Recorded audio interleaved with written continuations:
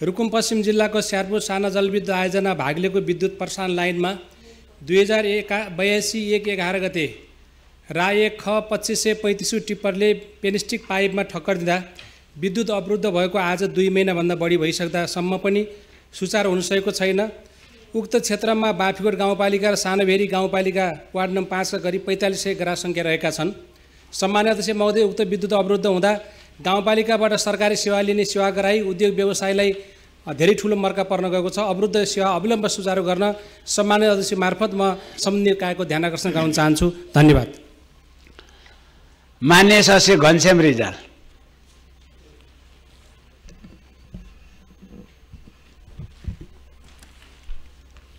सम्माननीय अध्यक्ष महोदय, ट्रमा अस्पतालको प्रोटोकल अनुसार अस्पतालको बेड क्षमताको 30% आइसियु सेवा उपलब्ध हुनुपर्छ भन्ने छ।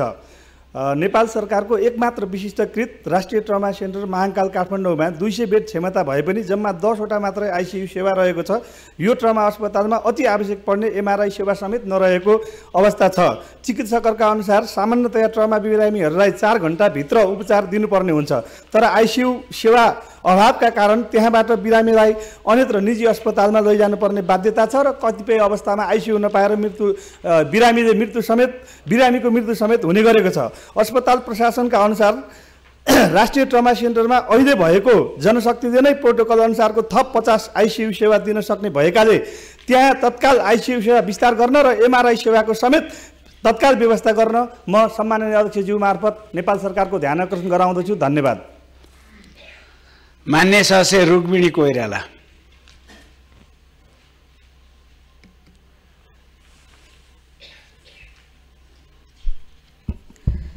सम्माननीय अध्यक्षज्यू, संविधान बनेको 10 वर्ष भइसक्यो, तर पनि संविधानले दिएका अधिकार अनुसार सबै कामहरू गर्न सकिएको छैन। सङ्घ प्रदेश स्थानीय सरकारका अधिकार बाँडफाँड गर्नका बाँकी नै छन्। सङ्घीयतालाई चारैतिरबाट आक्रमण भइरहेको छ। अब ऐन कानुन नीति नियम बनाएर छिटो प्रदेश र स्थानीयमा प्रत्यायोजित गर्नुपर्छ। सङ्घीयतालाई बलियो बनाउनु आवश्यकता छ। प्रदेश स्थानीय सबैको काम कसले के गर्ने भनेर किटान गर्नुपर्छ, त मात्रै सङ्घीयता बलियो हुन्छ। दिनदिनै नयाँ कुराहरू आएका छन्। विधेयकहरू छिटो पास गर्नुपर्ने छ। जनताले सरकार कसरी चल्दैछ भनेर हेरिरहेका छन्। आज निजामती कर्मचारी विधेयक आकस्मिक ढङ्गले किन यस्तो विवादित भयो? आज कसले चलखेल गर्यो? किन पास भएको विधेयकमा यस्तो चलखेल गर्नु पर्थ्यो? आज खायो भन्दा पनि चोर पल्क्यो भन्ने डर भयो। म सरकारको ध्यान आकर्षण गर्न चाहन्छु। धन्यवाद। मान्य सदस्य रेणुचन।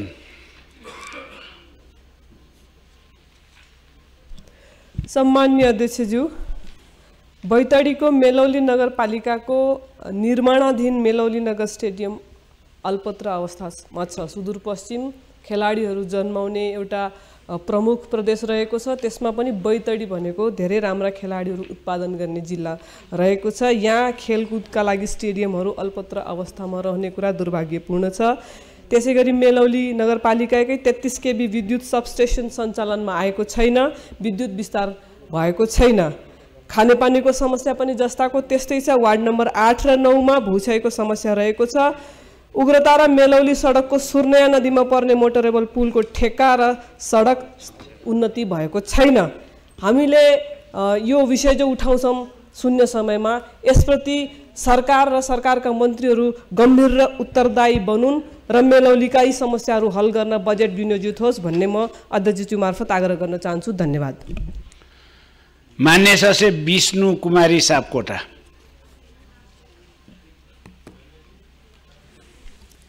सम्माननीय अध्यक्षज्यू, कर्मचारीको मनोबल उच्च बनाउन सके मात्र सुशासन कायम राख्न सकिन्छ। उच्च कर्मचारीलाई चाहिँ निम्न कर्मचारीलाई मात्र ऐन जस्तो निजामती कर्मचारी सेवा ऐन देखिन्छ। सङ्घ प्रदेश र स्थानीय तहका कर्मचारीहरू बीचको विभेद अन्त्य गरिनुपर्दछ। स्थानीय तहका कर्मचारीलाई 5 वर्षसम्म सरुवा हुन नपाउने व्यवस्था न्यायोचित भएन।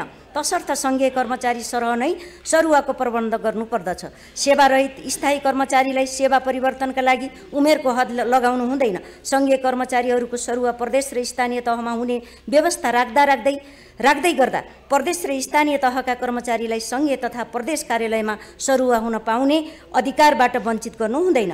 प्रतिनिधि सभाबाट पारित कर्मचारी निजामती सेवा विधेयकमाथि गरिएको चलखेल तरङ्गित भएको छ, सबैलाई सशङ्कित बनाएको छ। यस्ता त्रुटिहरूको छानबिन गरी यसलाई कारबाहीको लागि सम्माननीय अध्यक्षज्यू मार्फत सरकारको ध्यान आकर्षण गराउन चाहन्छु। धन्यवाद। जय नेपाल। मान्य सदस्य विष्णुबहादुर विश्वकर्मा।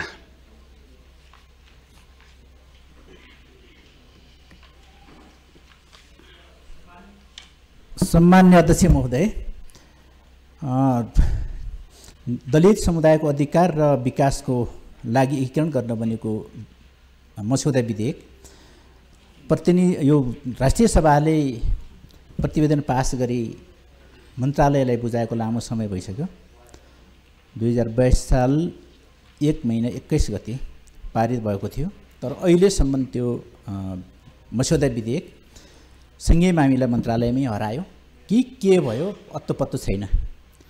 दलितकोलाई अधिकार दिनेमा हाम्रो सरकार सङ्घीय मामिला मन्त्रालय जिम्मेवार छैन कि जस्तो देखिएको छ। यो व्यवहारले दलित समुदायमाथि ठुलो वज्रपात हुने सम्भावना देखिएको छ। त्यसो हुँदाखेरि छिटोभन्दा छिटो त्यो विधेयक सरकारी विधेयकको रूपमा सदनमा पेश होस् भन्ने माग राख्न चाहन्छु। धन्यवाद। मान्य सदस्य श्रीकृष्ण प्रसाद अधिकारी।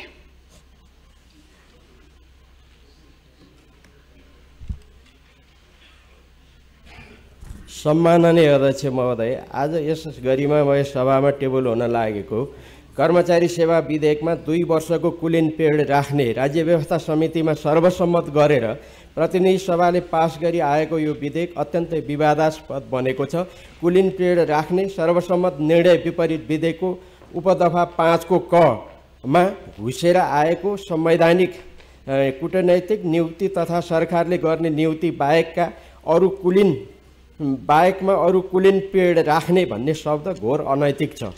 कानुन निर्माण जस्तो संवेदनशील विषयमा यो हदको छलकपट र फट्याइ गर्ने अनि आँखा चिम्लेर सही गर्ने प्रतिनिधि सभामा पनि पास हुने सामान्य कमजोरी होइन, कानुन बनाउने संसदीय प्रणालीमाथि नै कालो धब्बा लाग्ने गरी यो स्तरको कृत्य कार्य गर्ने हरकतमा जो संलग्न छन् संसदीय छानबिन समिति बनाएर छिटो चाहिँ छानबिन गरी कारबाहीको दायरामा ल्याउन अध्यक्षज्यू मार्फत म सरकारको। मान्य सदस्य सावित्री मल्ल।